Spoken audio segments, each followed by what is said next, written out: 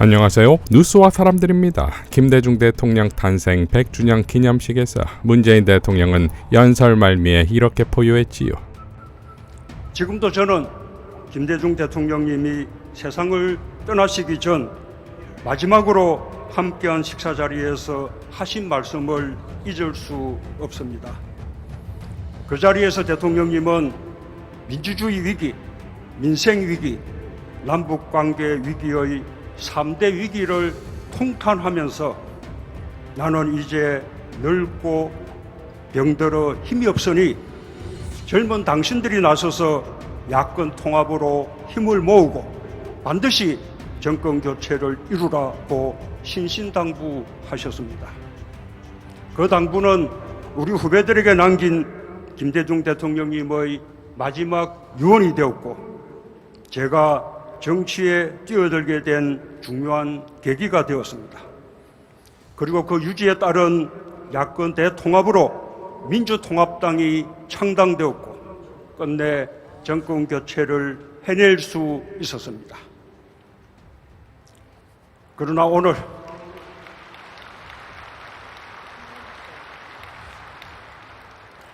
오늘 우리는 김대중 대통령님 앞에서 부끄럽습니다. 대통령님이 염원했던 세상이 다시 멀어지고 있고 세상이 거꾸로 가고 있습니다. 민주주의는 다시 위태롭고 국민 경제와 민생이 날로 어려워지고 있습니다. 얼어붙은 남북 관계와 국제 질서 속에서 한반도의 군사적 긴장이 한층 격화되고 있습니다. 끊임없이 이어지는 적대와 보복의 정치, 극도로 편협한 이념의 정치로 국민 통합도 더욱 멀어졌습니다. 정치가 다시 희망을 만들어내지 않으면 안 됩니다. 다시 마주한 위기 앞에서 김대중 대통령님의 마지막 유언처럼 우리는 또다시 민주주의, 민생, 경제, 평화의 가치 아래 단합하고 통합해야 합니다. 엄혹한 겨울을 이겨낼 힘도 다시 역사를 전전시켜낼 힘도 나라를 다시 일으켜 세우자는 국민들의 절박함과 간절함에 있습니다. 그 절박함과 간절함을 우리 정치가 받들어야 합니다. 오늘 이 자리가 김대중 정신과 가치를 되살리고 실천을 모색하는 자리가 되길 희망합니다. 김대중 정신과 가치가 실천을 통해 꽃을 피워나갈 때 김대중 대통령님은 죽어서도 영원히 우리와 함께할 것이며 역사는 계속 전진해 나갈 것입니다. 감사합니다. 자, 그야말로 윤석열을 강타했지요. 민주주의도 민생도 남북관계도 어느 하나 파괴되지 않은 것이 없다 이겁니다. 이재명 대표의 연설은 고민정 원이 대독했습니다.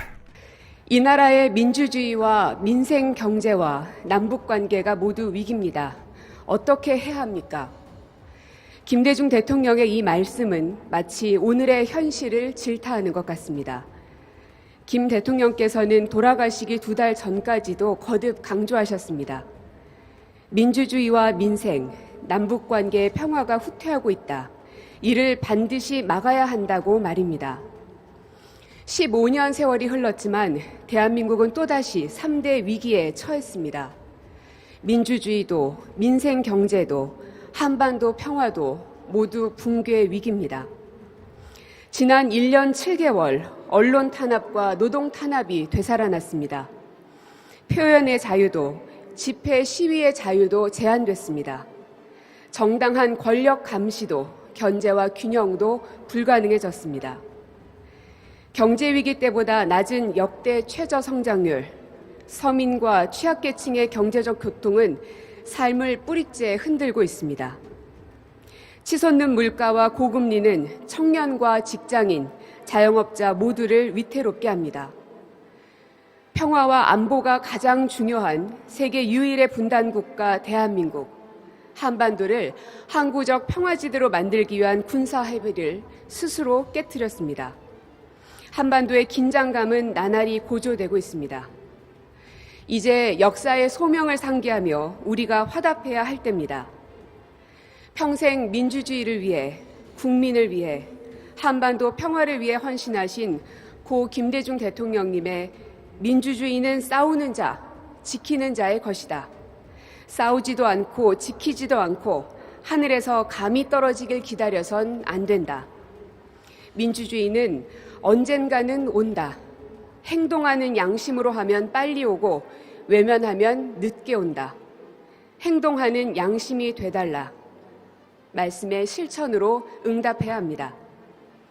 존경하는 국민 여러분, 우리 각자 이 말씀을 가슴에 품고 현실을 바꿔나갑시다.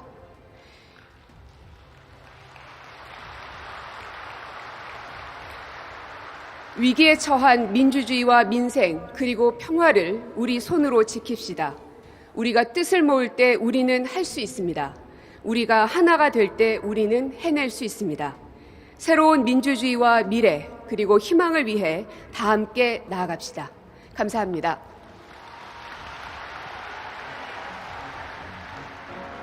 자, 그러니까 명문연합의 완성인 것이며 불발된 문 대통령과의 회동에서도 결국 이런 메시지가 나왔겠지요.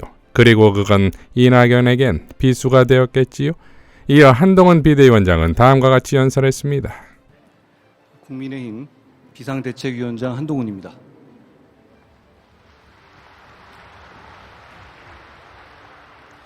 저는 여당인 국민의힘을 대표해서 이 자리에 온 것이기도 하지만 김대중 대통령님의 시대를 살았던 시민의 한 사람으로서 온 것이기도 합니다. 저는 90년대에 대학을 다녔습니다. 그때 김대중 대통령님의 새 정부가 미증유의 경제 위기 속에서 출발했었습니다.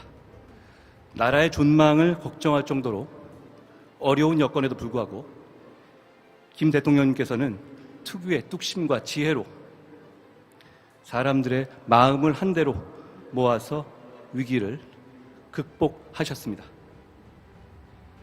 당시 저희 집에서도 금모으기 운동에 길게 줄을 서서 동참했었는데 지역과 진영에 상관없이 정말 이 나라가 하나가 되는 굉장한 경험이었던 것 같습니다.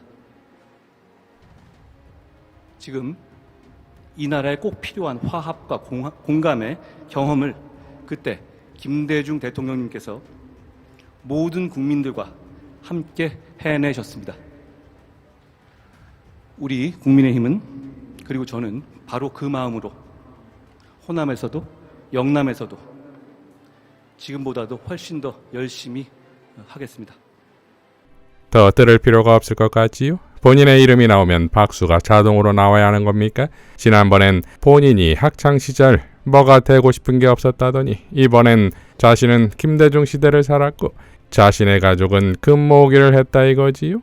그리고 앞으로 호남에서도 영남에서도 더 열심히 하겠다 이건데 그 열심히 하겠다는 말을 믿어도 될까요? IT 전문가 박지훈 대표는 다음과 같이 밝혔습니다. 헌법 전문에 5.18 정신을 수록하는 것에 적극적으로 찬성한다. 다만 헌법 개정을 추진할 생각은 없다. 여의도 사투리 말고 5천만 문법을 쓰겠다더니 여의도 사투리보다 더한 특수부 사투리를 유창하게 시전. 2020년과 2021년에 걸쳐 정경심 교수 재판 과정에서 장기간 특수부 검사들과 의견서 설전을 벌였었다. 말토시를 꼬투리 삼고 절대적 수세에서조차 말도 안 되는 말장난으로 버티며 허세를 부리는 특수부업법을 질리도록 겪었다. 자기들이 써먹을 때는 1.00001도 2가 되지만 분리할 때는 1.99999도 2가 아니라고 우기는 시기다. 이런 어거지를 기어코 현실로 만드는 것이 특수부업법이다. 한동훈의 어법은 전형적인 특수부업법이면서 그 중에서도 탁월하다. 아마도 다수 특수부 검사들은 다들 한동훈의 어록을 교본으로 삼고 있을 것라고 일갈했지요. 결국 교통사고도 납치에도 사형 선고에도 김대중이 부활한 것은 국민과 하늘의 뜻이 아니었겠습니까? 이제 이재명에게도 김대중처럼 민주주의와 나라를 구할 대통령의 서사가 완성되었습니다. 이상 뉴스와 사람들이었습니다. 시청해 주셔서 감사드립니다.